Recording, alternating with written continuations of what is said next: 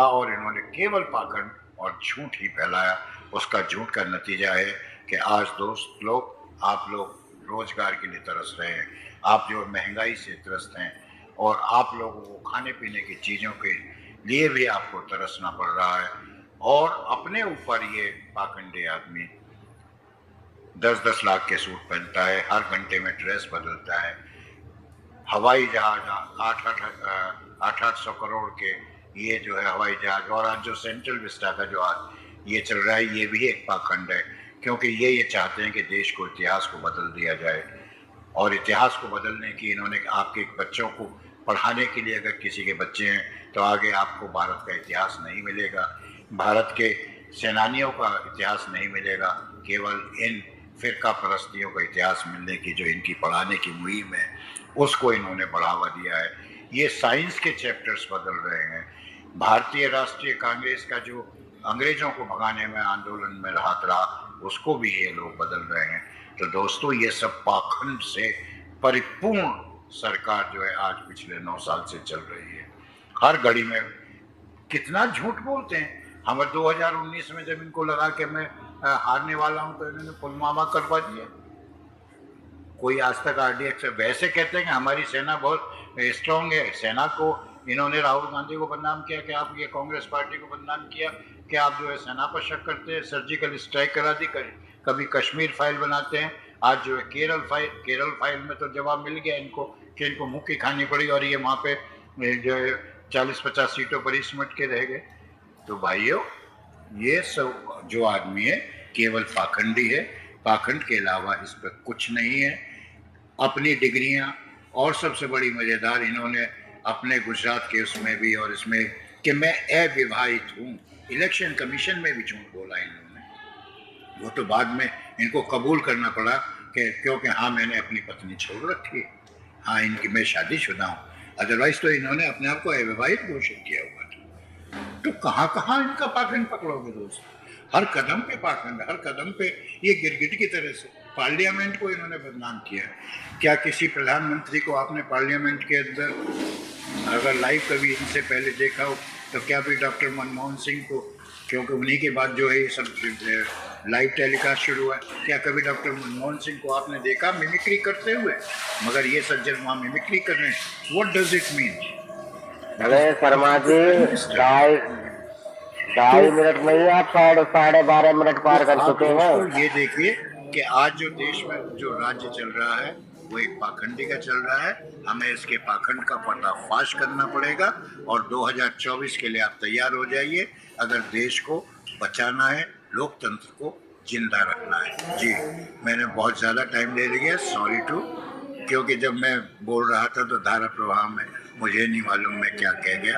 आप लोग सब इस चीज़ को समझें, इसके पाखंड का जो है मुखौटा आप छीन लें, और 2024 में निश्चित रूप से राहुल जी के आप जो है हाथ मजबूत करें। जी धन्यवाद, थैंक यू वेरी मच। अरे उबैद, अगर आपको बोलना तो आ जाओ ऊपर माइक में, अपना कुछ पॉइंट हो तो रख देना।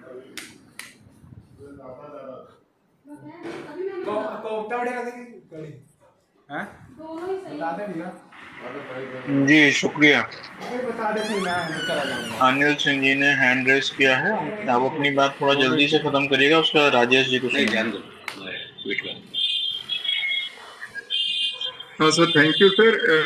सर पहले मैं ये ना इनको ही ना बोलने दीजिए, राजेश जी को, इनके बाद बोलता हूँ मैं विस्तार से थोड़ा बहुत।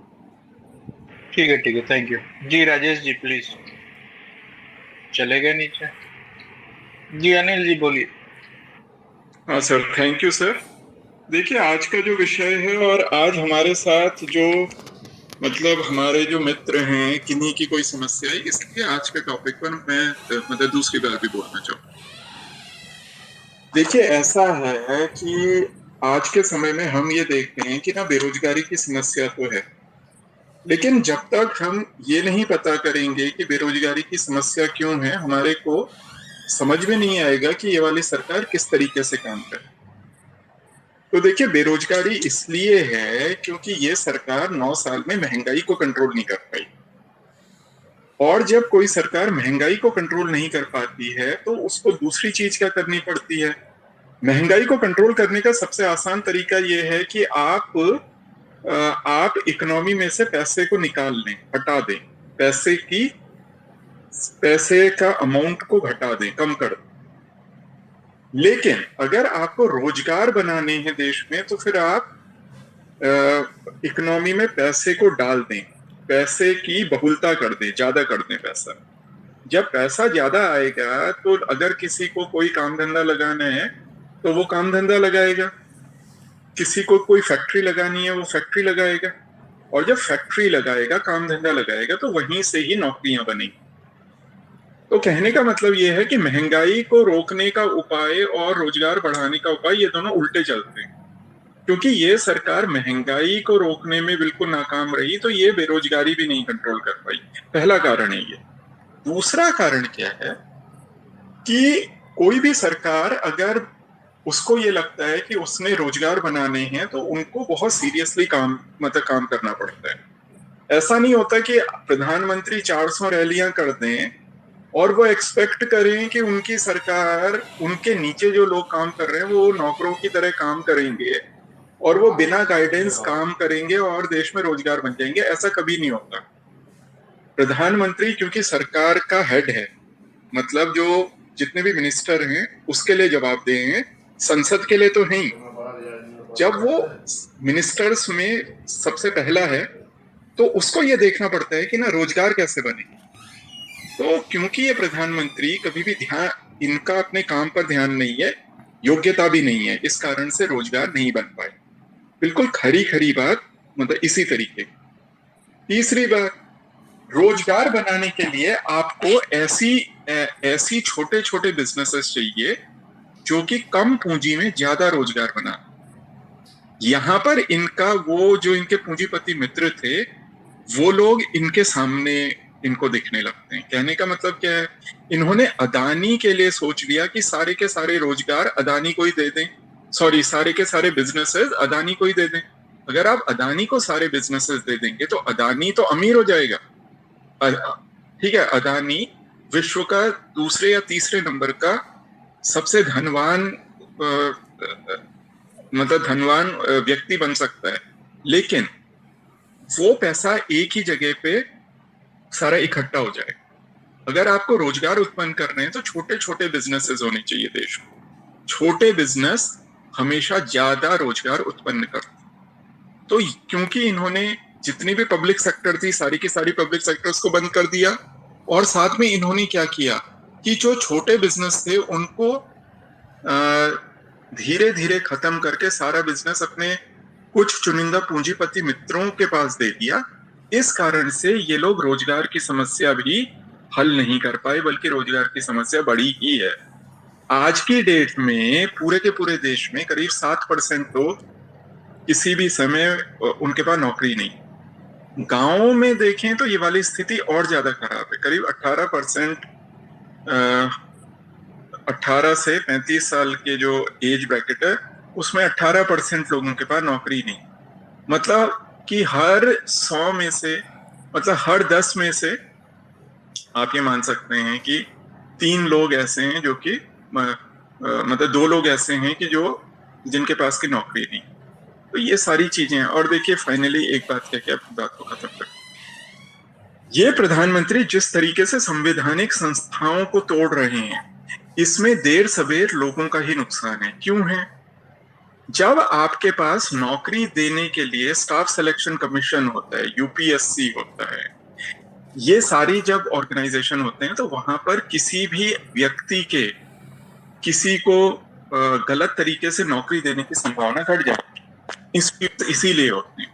इंस्टीट्यूशंस लोकतंत्र में ही बनते हैं क्योंकि वहां पर केवल इंस्टीट्यूशंस की चलती है। अब बताइए, अगर किसी देश का प्रधानमंत्री नियुक्ति पत्र भी अपने हाथ से देने लगे तो ये बेरोजगारों को, युवा को खुद ही समझना चाहिए कि ये उनके भविष्य के साथ कितना बड़ा खेल है। और फाइनली एक बात कह के मैं अपनी बात को खत्म करता हूँ। ये सरकार ने आप लोगों के खिलाफ जो भी ऐसे लड़के हैं जो कि नौकरियां चाह रहे हैं, लड़के लड़कियां, आपके सामने इन्होंने बहुत बड़ा ऐसा आपके ही समकक्ष एक बहुत बड़ा ग्रुप खड़ा कर दिया है जिनका कि पढ़ाई लिखाई से कोई मतलब नहीं।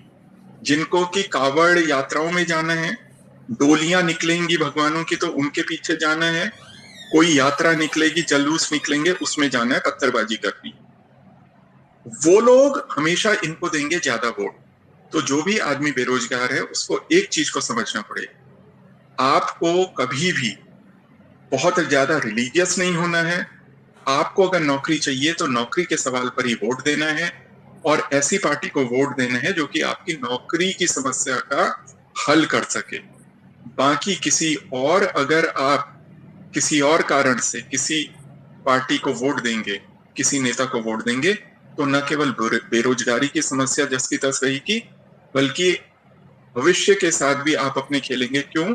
क्योंकि महंगाई भी ज्यादा ही रहेगी, सब चीज ज्यादा ही रहेगी। तो फिलहाल के लिए इतना ही बोलना था। आपने मुझे दूसरी बार बोलने का अवसर दिया, बहुत बहुत धन्यवाद।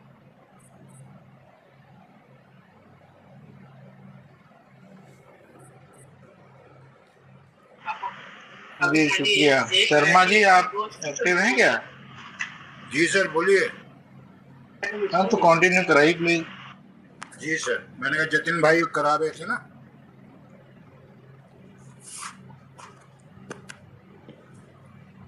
जी सर।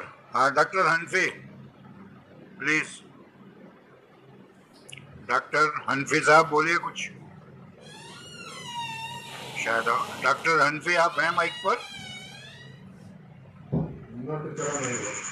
जी सर बोलिए। सभी को प्रणाम, आदाब, वर्षे, सत श्री अकाल।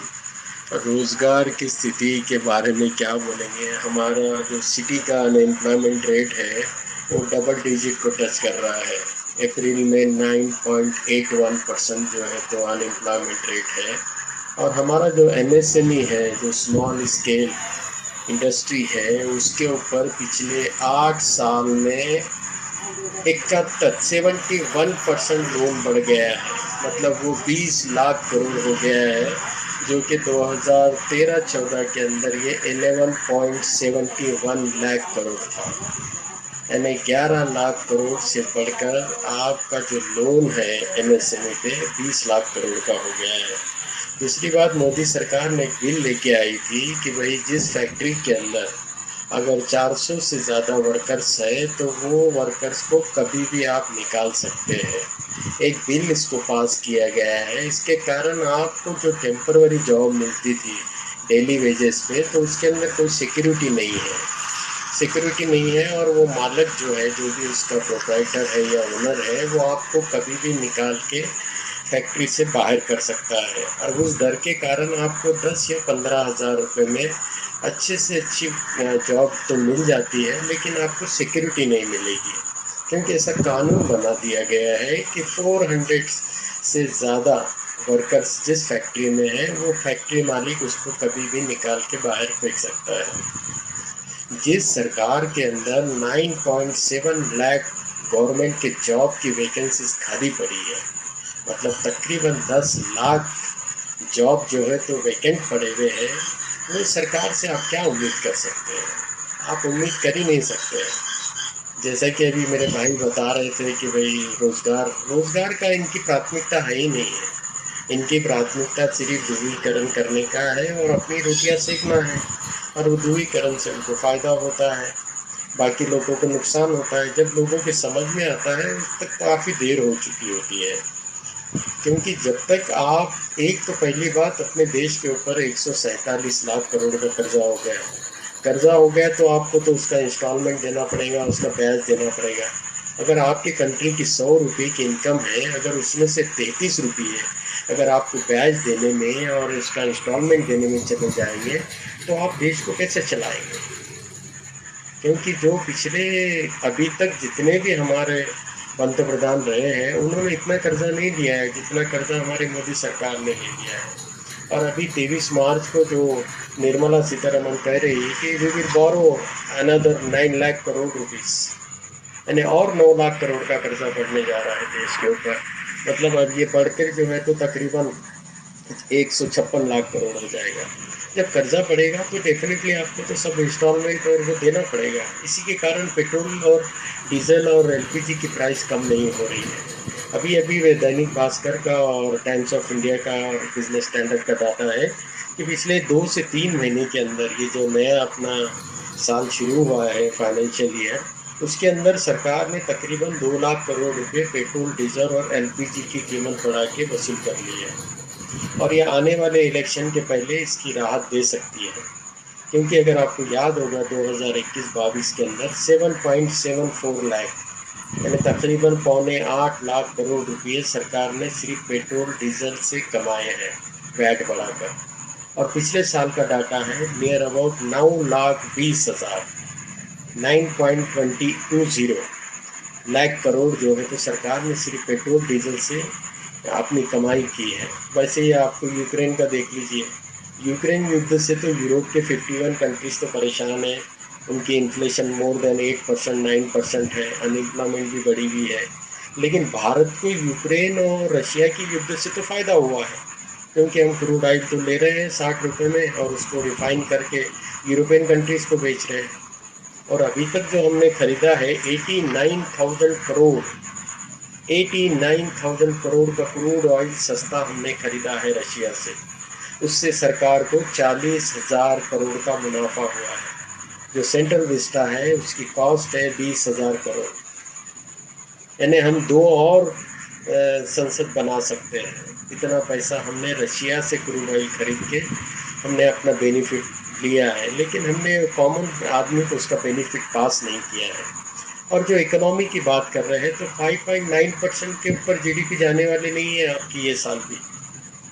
इसका आपको IMF हो या वर्ल्ड बैंक ने बता दिया है कि your GDP will not grow more than 5.9%, जबकि अपने को चाहिए अभी जीडीपी की ग्रोथ 8 to 9%, क्योंकि अभी BBC को जो चिदम्बरम जो हमारे फाइनेंस मिनिस्टर हैं उन्होंने एक इंटरव्यू दिया था, बड़ा अच्छा इंटरव्यू था BBC को उनका। उन्होंने कहा जब तक कि हमारी विकास दर, हमारी जीडीपी 8 to 9% से ग्रो नहीं होंगी, हम लोग जॉब जनरेट नहीं कर सकते, नॉट पॉसिबल एट ऑल। क्योंकि जो हमने पहला लॉकडाउन लगाया है वो बिना किसी के पूछे, किसी से राय मशवरा नहीं किया, 30 स्टेट्स के चीफ मिनिस्टर्स हैं, फिर बाद में केंद्र शासित प्रदेश के चीफ मिनिस्टर्स है, या फिर आपके राष्ट्रपति है, या फिर फाइनेंस मिनिस्टर है, RBI गवर्नर है, किसी से नहीं पूछा मोदी जी ने और डायरेक्ट आके लॉकडाउन लगा दिया, जिस लॉकडाउन के कारण हमारे को 60 लाख करोड़ का नुकसान हुआ है। और उसी टाइम पे सभी लोगों ने कह दिया था कि जब तक इंडिया की डबल डिजिट में जीडीपी नहीं बढ़ेगी, that is 13 to 14%, job cannot be generated. Thank you very much for giving me a chance to speak up. जी शुक्रिया। एक मिनट शर्मा जी, एक मिनट प्लीज। एक तो नीचे बैठे हुए अलीम भाई, दयानंद जी, वेंकटेश जी, दीपेश जी और जितने भी साथी हैं जो डेली जुड़ते हैं वो लोग माइक ले लें, उनको मैंने माइक दिया हुआ है, ठीक है? तो आप लोग माइक ले लीजिए प्लीज। और हमारे साथ में जुड़ी हुई है प्रज्वल लट्टे जी और मनोज तिवारी भी है नीचे बैठे हुए। हाँ, मैंने सबका नाम लिया है। मनोज तिवारी हैं, दीपेश हैं, आसिफ खान हैं, दयानंद हैं, अलीम भाई हैं, वेंकटेश जी हैं, मैंने सभी लोगों का नाम लिया है कि आप लोग जो है माइक ले लीजिए। मजीद हैं, सभी लोगों को मैं वही कह रहा हूँ कि भाई माइक ले लें, प्लीज ऊपर आ जाएं ताकि आप अपनी बात जो भी रखना चाहें रख सकते हैं ना। ये माइक इनका एक्सेप्ट कीजिए। दीपेश जी का माइक ही नहीं एक्सेप्ट हो रहा है, ये क्या बात हो रहा है?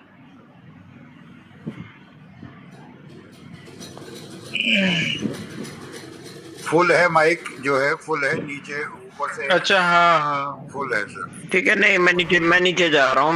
मैं एक बात कह देता हूँ। देखिए, जितने भी मोटे बातें हैं ना, वादे किए थे 15 लाख और ये नोटबंदी और ये काला धन वापसी, ये सब पाखंड का ही सबूत है ये सब चीजें, और सारा देश जानता है कि सिर्फ झूठ और पाखंड। इसलिए इस सरकार को बदलो और कांग्रेस लाओ, अपने मुद्दों की सियासत जो है पॉलिटिक्स चलवाओ, देश के अंदर कांग्रेस का हाथ मजबूत कीजिए। बस शुक्रिया। मैं नीचे जा रहा हूँ, इसीलिए मैंने कहा शॉर्ट में बोला।